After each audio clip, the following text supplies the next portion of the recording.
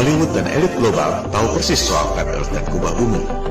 Mereka sering memberi clue di film-film, tapi kebanyakan orang tak mengerti dan tak menyadarinya.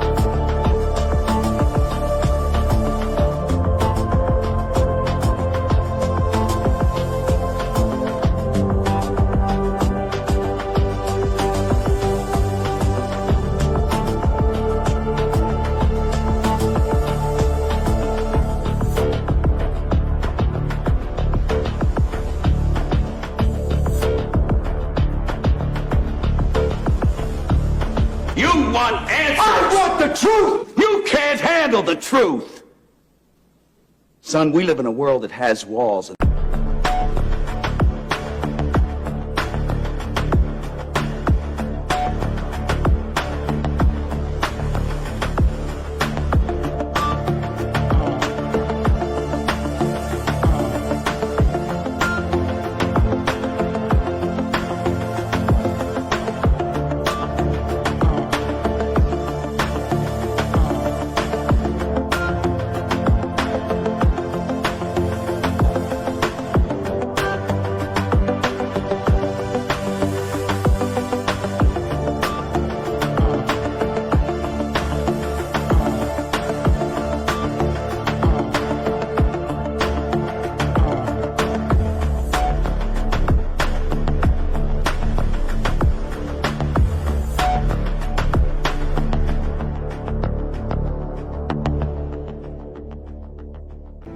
I was medicated. I mean, I could have said the world was flat. You know what I think? I think you accidentally told the truth. I want to close our world. Build a dome over it. But if you don't want to meet any new people, why'd you agree to go out with them? Because Carrie can't know about the dome.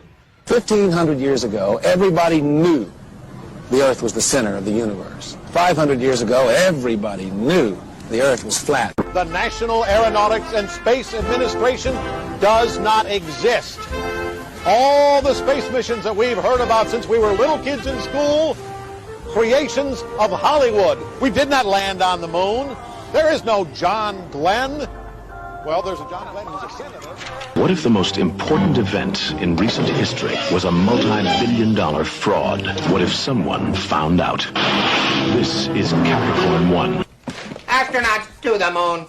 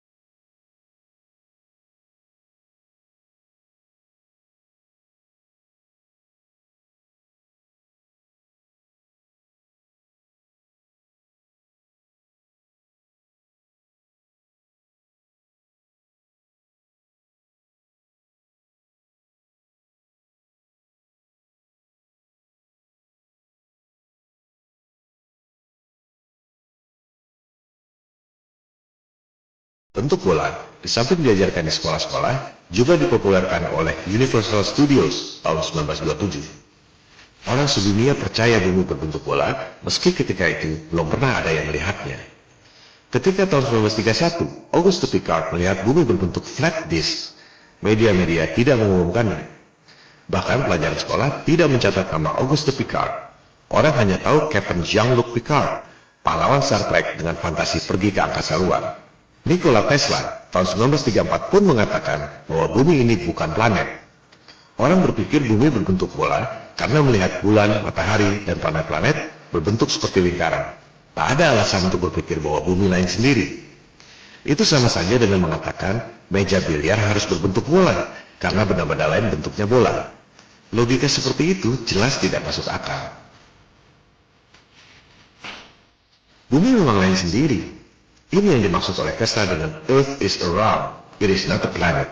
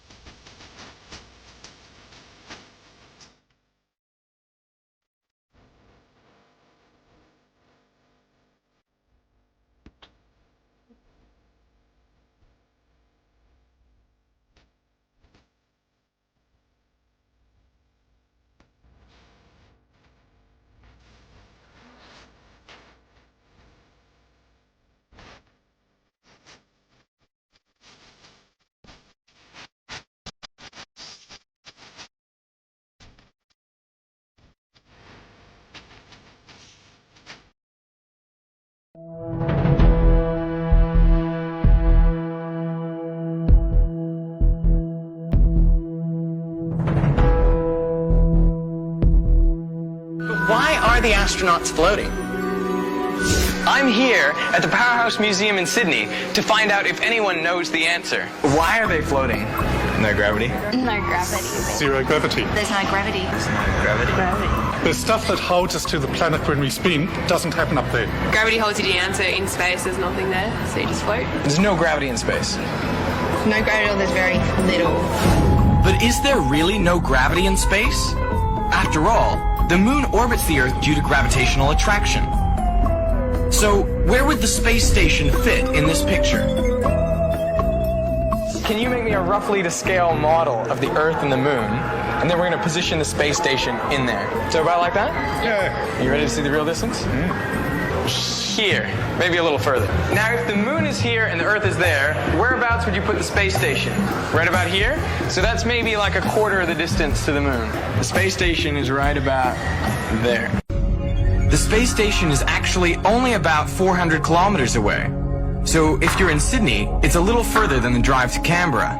But does it make sense that the Earth exerts a big gravitational force on you, but nothing on the astronauts just a short distance away? Well, in truth, the force on the astronauts is almost as much as the force on you. So then, why are they floating while you're stuck here? The answer is the astronauts aren't floating, they're falling. Ah! And not only that, but the space station they're in is falling as well. Ah! So why doesn't the space station come crashing into the Earth?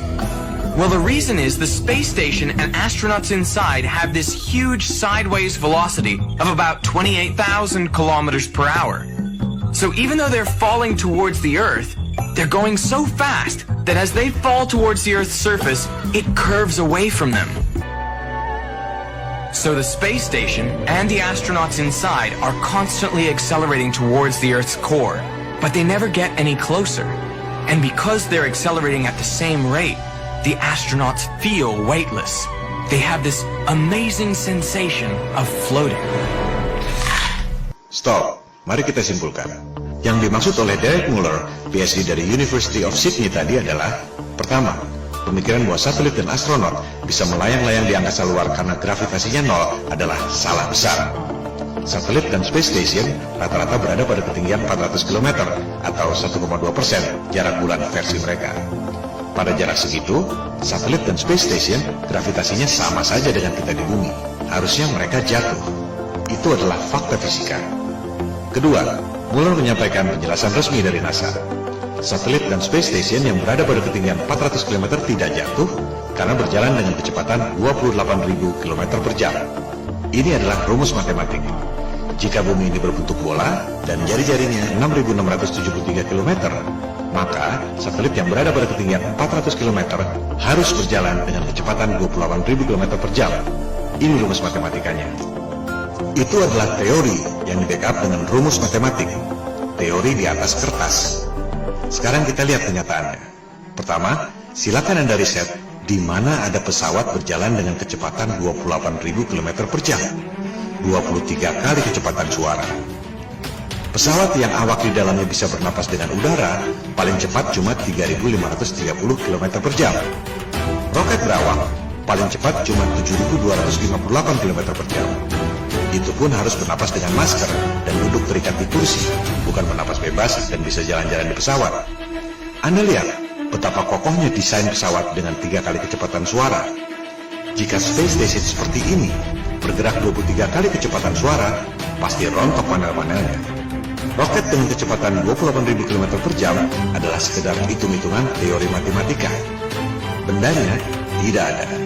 Kedua, ada 13.000 satelit di angkasa, katanya.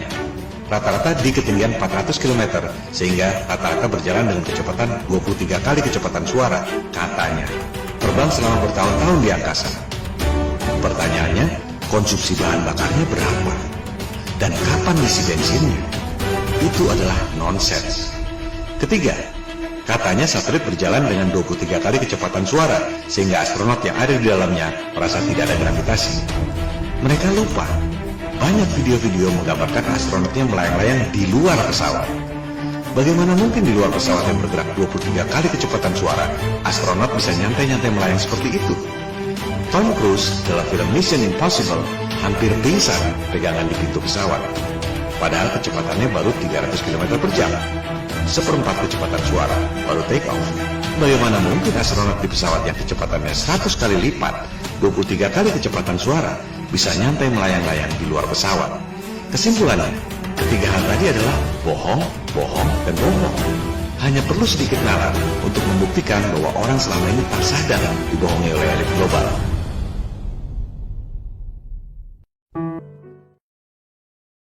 So, we found a bunch of huge sci-fi satellite dish things on the top of a mountain in Alaska, and they look like this.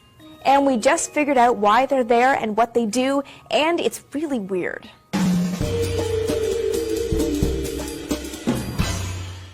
Hey everyone, Amy here.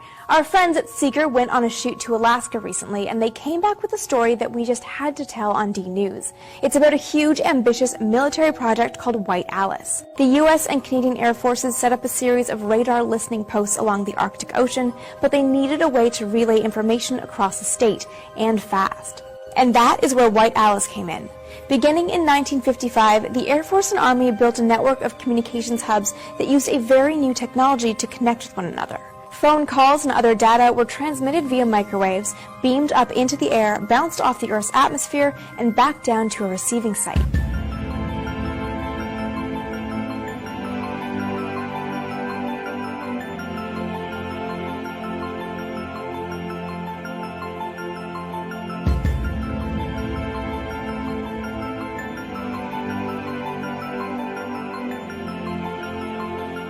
The process, called tropospheric scattering, had, and still has, a lot of advantages over other technologies. First, bouncing signals off the atmosphere means that hubs don't need a clear line of sight to communicate, which is a useful thing in a mountainous place like Alaska. This way, White Alice sites could be 200 miles apart. The signal could also support multiple phone calls at the same time, something few other systems could manage. And, crucially for the military, it was secure. Once a signal is beamed out, it can only be received at one exact spot, making it next to impossible to intercept the signal along the way. Similar networks sprung up all around the world. The US even connected Hawaii to the Philippines through the Pacific Scatter system. But before White Alice was even complete, a new technology arrived to replace it. In 1957, the Soviets launched Sputnik, the world's first artificial satellite. Interestingly, White Alice remained in use until the late 70s as a civilian phone network. And today, the military still uses troposcattering networks here and there because they're still really secure. But this remains the era of satellites. And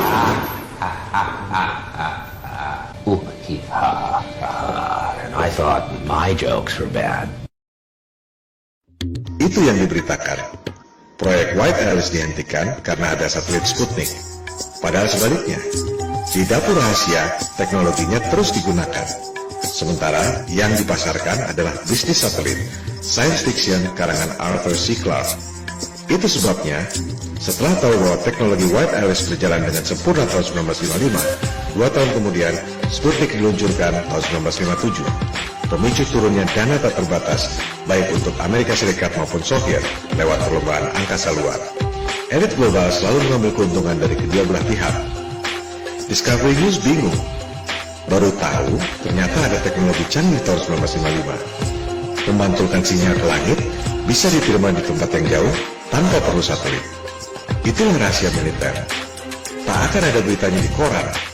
Hal-hal seperti itu hanya bisa dipahami lewat analisis intelijen alias kecerdasan. Elit global memperoleh bisnis triliun dolar dari ilusi satelit. Genius.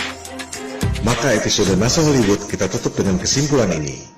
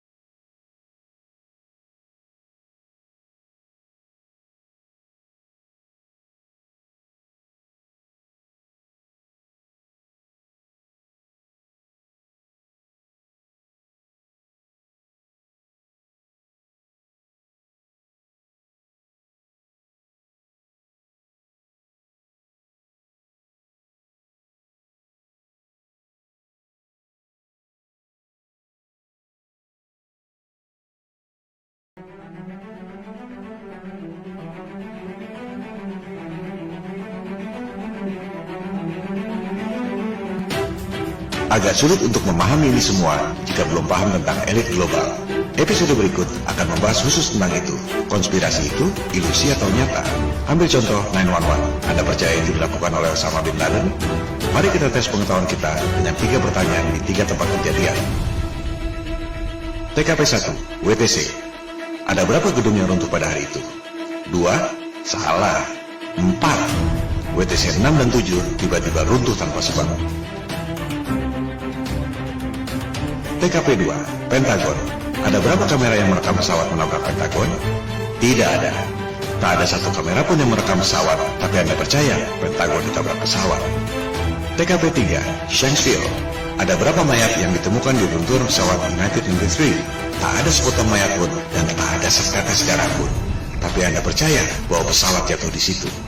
Ini hanya secuil contoh keampuhan propaganda media, mind control. Siapakah elit global itu? Buat apa menipu umat manusia sedunia? Apa tujuan mereka? Kita akan bahas pada episode berikut.